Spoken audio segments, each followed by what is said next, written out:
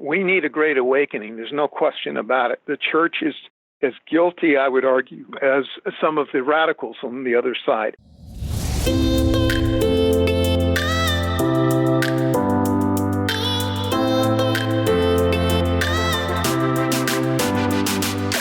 It's time for another episode of the Shaun Tabatt Show, a podcast where I connect you with thought leaders from across the globe, dig into some of my favorite topics like personal development, marketing, spirituality, and pretty much any other shiny object that happens to catch my attention.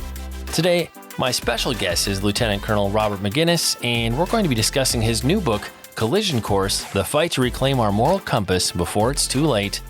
Robert, it is a great honor. Welcome to the show. Well, thanks for having me, Shaun. I'm looking forward to it.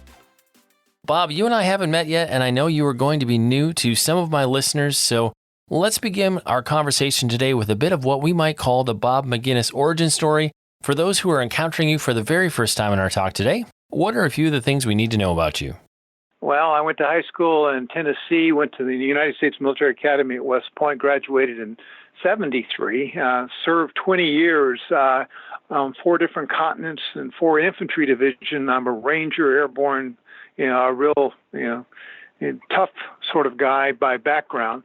I left the Army. I retired from the Army. I joined the Family Research Council here in Washington, D.C. I rose to be the vice president for policy. Then I returned to the Pentagon for the last 18 years. I'm the vice president for my contracting firm. I have a team of international specialists that work at the Pentagon. And then, of course, on the side, I do this sort of thing. I write books and articles and do a lot of media. And Bob, in terms of your books, what number book is this for you? This is my 7th book, 6 by Defender and 1 by Regnery. Let's jump right into the book. So for quite some time, it's no secret we've seen academics and popular authors saying that America's founders were deists, that they desired a separation of church and state. When people get into your new book, they're going to see that you paint a far different picture in the opening chapters. So I'd love to have you start us off talking about some of the ways Christian principles, values, and even institutions defined and shaped America. What did our history actually look like? Well, clearly we had the 13 original colonies were European in nature. They were mostly people seeking one of 2 things, or a combination: religious freedom and escaping from the likes of George III and his tyranny of combining state and church under one umbrella. That's why the Puritans and the Pilgrims and others came, and I go through a litany of those things. They didn't come here to establish a theocracy, though arguably there were a few. And certainly the founders, those were the Continental Congress, those that wrote our Constitution and the like. There were a few that were clearly deists. Arguably Ben Franklin was a deist or a Quaker, whichever you want to choose. Thomas Jefferson, a deist, though he has some very enlightening quotes about Jesus Christ and the like. But what I found fascinating as I went through the history is that if you look at Christian principles, which I do in one of the early chapters, I go through and I identify 6 Christian principles, and then I superimpose those 6 Christian principles over the first principles that really form the foundation of our nation. And especially you find them very present in our Constitution. And those first principles, of course, are a direct reflection of not only the biblical principles, but also of the values that I go into some detail. And I show where the values came from Scripture, and then how they were embraced generally by their mostly Christian population. So I know the historians in some cases say, no, we weren't a Christian nation. Well, as much as some nations, like in the Middle East, where I've been a number of times, are really Muslim Islamic nations, we, the early Americans, were clearly a Christian nation, because whether you were a secular Christian or evangelical or whatever denomination you happen to be, the vast majority were Christians. So that's the general context that I establish and say, yeah, we were generally a Christian nation.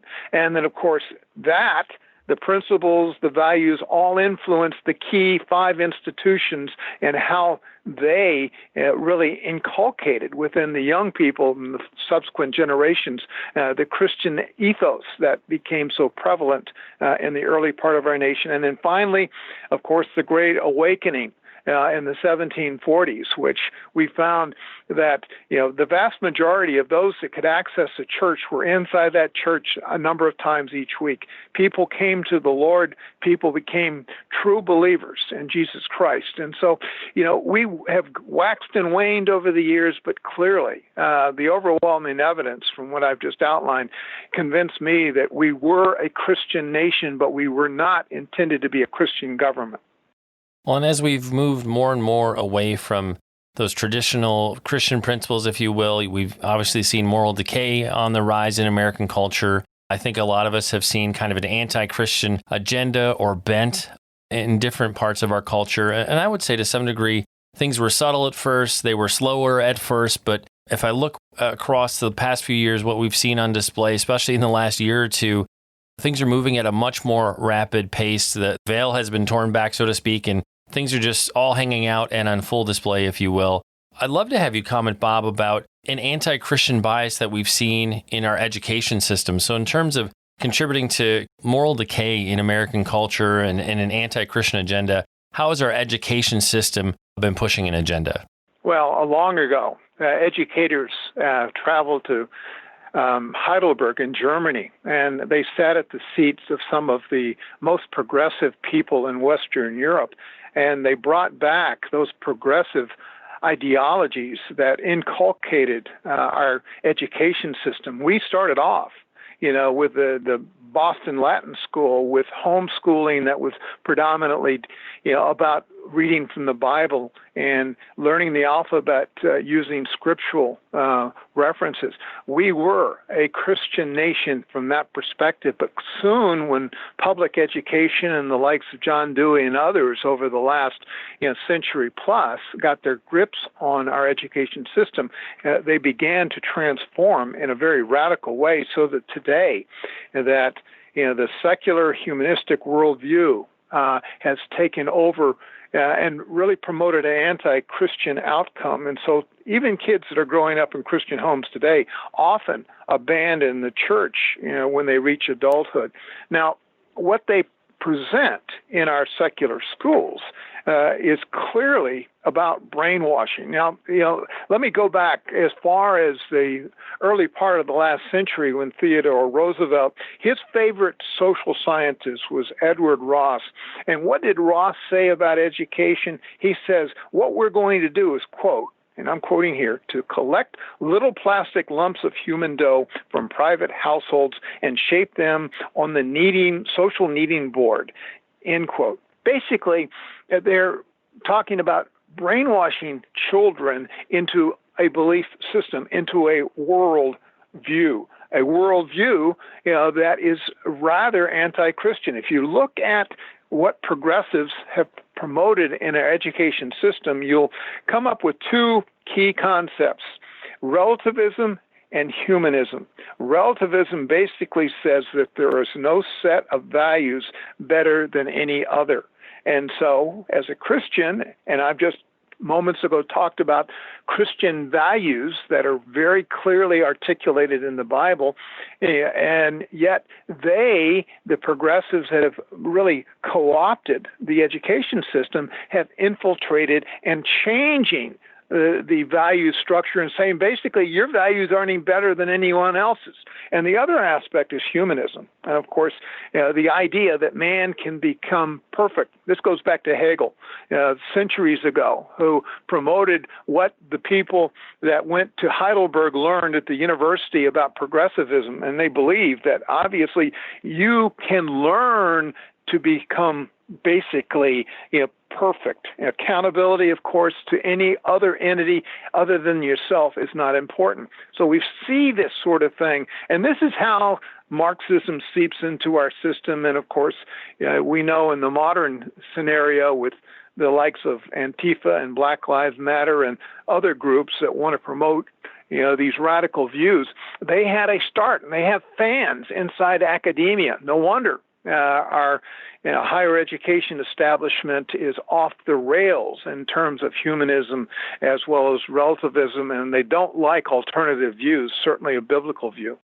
Another big contributor to the decline of our culture is the destruction of traditional Christian marriage and traditional family values. How is that a big contributor to the moral decay we see right now in America? Well, if you look at the African American family, 70% of their children are growing up without fathers, and fathers are key to a healthy outcome. Whether they vaccinate kids against crime, out of wedlock children, certainly vaccinate them from poverty, a host of things that I go into. The idea that that God didn't intend for marriage to be anything other than one woman and one man, that are publicly, acknowledging their relationship before God and blessed by children. That's clearly in Genesis, and yet in the modern world, the courts and the culture has promoted a distortion of what God designed. And as a direct result, we have all sorts of blended families. I came from one myself, so I know firsthand the outcomes of those things. And then, of course, there are a host of other factors about personal security, personal well-being, education, performance, you name it. And I go through a great deal of that in the chapter that I have on what has happened from where we started off, where divorce was unknown, where blended families only became necessary when one of the spouses died, and for survival reasons, you married another, partial family. These sorts of things have been totally distorted, whereas today we have homosexual marriage, which is not in God's word. You have family combinations that soon will have something probably from the courts that says that you can marry a dog or a cat. I don't think that's too outlandish given the direction that we're going today. I think a lot of us would agree, Bob, that America is heading towards a moral tipping point. One of the things I was especially excited about in your book, and this is something I don't always see in books on this topic, is that you end up talking about what's going on in the unseen realm. We certainly don't see this talked about in mainstream media, but there's an awful lot going on in the other side of the veil, or on the other side of the veil. Would love to have you weigh in on how is some of that contributing to and a part of this current cultural chaos that we're walking through. What or who are some of the spiritual forces at work right now? Well, there are a lot of them, and I have an entire section on that. My personal background is my mother, was the personal secretary to Jeane Dixon, who was, a person who did all sorts of bizarre, demonic sorts of things. And here, living in Washington, I've had the unpleasant experience of meeting people in that dark part of the world. So I'm perfectly positioned, I would say, to call these sorts of things out. As a warrior, as a person trained in battle, I also know that psychological warfare is an incredibly important weapon system. And Satan and his army of demons understand that. We see in Ephesians 6 where, Paul tells us that we are struggling not against flesh and blood, the visible, but we're fighting against principalities, against powers, against the rulers of darkness. And he's talking about the unseen realm, the invisible things that are out there. Now, most of us, see all sorts of ugliness and evil that's before us. But, Paul's talking about something else.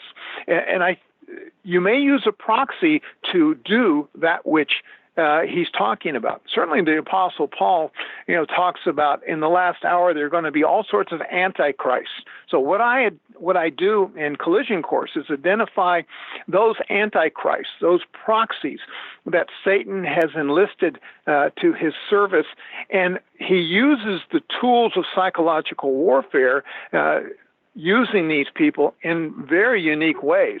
We read in 2 Corinthians 4 that the God of this age, Satan, in other words, has blinded the minds of unbelievers. So what does he do to unbelievers? He manipulates them through lust. through desire, craving, longing. He uses the lust of the flesh, the lust of the eyes, and the pride of life. And then for the spiritually awakened, the born-again believer, he has influence over us too. And he uses three very specific weapons to marginalize us. Because if he can control our mind, he can control our behavior. So what does he do? He marginalizes us using lies, temptations, and manipulations. And so what does that do? It pollutes our thinking with other worldviews. And of course, it imbues in us selfish desires and creates despair, doubt, fear, anger, and other emotions. So he has been doing this for thousands of years. He's pretty good at it. Now, what he can't do, as we found out in Job and elsewhere in the scripture, God doesn't now allow Satan and his demons to touch our bodies without permission. But he can understand our thinking because he's been watching a lot of us for a long, long time, and he's very, very successful at doing that. So what I do, I kind of lay that out. I explain what the mainstream media today is a proxy of a lot of what Satan is doing, and I go into some details about who are, quote, these mainstream media people. They're basically proxies because I see them as progressives, certainly based upon the research that is out there, and they distort the messages in many cases. Their own worldview influences how they report on Christians and how they view Christians. And so what we are consuming from the mainstream media is often a real distortion of the proxies that Satan has out there. Certainly there are a lot of advocacy groups, commercial groups, corporations, businesses, religious groups, and I go into a lot of detail calling certain groups out, certain groups that actually spin others, these malleable human beings, into violent actions. I have one in particular that I often use. I've indicated early in our discussion today, Shaun, that I was the vice president for the Family Research Council and am currently a senior fellow. Well, an organization by the name of Southern Poverty Law Center, of course, labeled the FRC as a hate group, and they permeated all sorts of lies on their banners and the like, and it spun up a relatively young man to go in and try to kill all of us at the Family Research Council a number of years ago. And this is according to the court documents, and he had every intention of doing just that. And so it does have repercussions when you're, becoming a proxy, I would argue, of Satan and his demons. We've seen that in corporations that are supporting homosexual marriage, Planned Parenthood and abortions, and other insane things that are happening today. And of course, I wrote a book a number of years ago, Never Submit, about the genocide of Christians in the Middle East. One of my expertise is the Middle East, having been there many times, to include war zones. And I talk about Islam and what they do to Christians, what we call the non-believers, the unbelievers of kafir, and how they can be treated, in just terrible ways, to include the enslavement, according to the Quran or the Hadith or the other holy, materials of Islam. And so, yes, Islam is an antichrist organization, antichrist religion, because as we see in the scriptures, 1 John 4, if you don't acknowledge Jesus as God, you're automatically an antichrist. And certainly it's clear in the Quran and elsewhere that Christians, or Jesus Christ was not the Son of God according to them. So I go through this, as you know, in some detail, and we have to understand there are plenty of antichrists today, and they seem to be really gaining in stature and in importance around the world. If you're a vocal, patriotic Christian today, many are going to try to silence you by labeling you as a Christian nationalist. That's something we see a lot of progressives intend as a derogatory term to shut you up. And even though mainstream culture is pushing it back against Christians and Christian values, aren't we still called to be bold, be patriotic American Christians, engage in our country's political process? Why are people trying to quiet us down? Well, they don't like what we're saying. We are the conscience. We are the salt and light. in the culture. I'm sometimes not very bashful about saying what needs to be said. I compare what's potentially going to happen in this country to what happened to the Jews in 1938 when the brown shirts and the militias, staged Kristallnacht and carted off thousands and thousands of Jewish men and then destroyed their synagogues and their businesses. After they destroyed our statues in this country, after they destroyed our churches, as some would like to do, they will come after the Christians because we are the salt and we are the light, like it says in Matthew 5. But yet, if we are not that salt and light, then we are of little consequence. Progressives hate us. There is no question in my mind. Their religion is radically different than my faith. And as a result, we need to pay attention. Now, a Christian nationalist, I would argue that the vast majority of the founders were Christian nationalists. They were Christian in one way or another, and they were also patriotic nationalists. They were willing to sacrifice all for the future of this country. They went to war, and many of them did sacrifice all their material goods, but yet, I would argue today that we need people that love the Lord and love what this country represents, those founding principles and values that are all biblical as far as I'm concerned, that we ought to be willing to engage in the political process. Not engaging in the political process where our Constitution gives us the obligation as citizens to do that, I would argue that that is sin. With all the doom and gloom around us right now, it can some days feel like all hope is lost. Is there a path forward where we can actually bring Christian renewal to America? We need a great awakening. There's no question about it. The church is as guilty, I would argue, as some of the radicals on the other side. I outline 13 very specific goals, and I go through an explanation as to why each of these goals is so important to rebuilding the Christian foundation of this country. Now, this is not a panacea. It's not going to be easy. But with 65% of this nation self-identifying as Christians, some of which are, really deeply engaged in their Christianity, but there is an element, and I explain who those are in the book. We only need a small part of those people to truly get engaged. If you reflect on who fought the Revolutionary War, they were in groups of three. There were those that were truly Christian nationalists and engaged in warfare against the tyranny of the British and wanted to win our independence and wanted to, launch this nation in the right direction. A third of them sat on their hands and did nothing. And then a third resisted the first third. And so it only takes a minority of people that really care about this country, that care about the Lord's direction, to get engaged, to hold our elected officials, given our Constitution, accountable.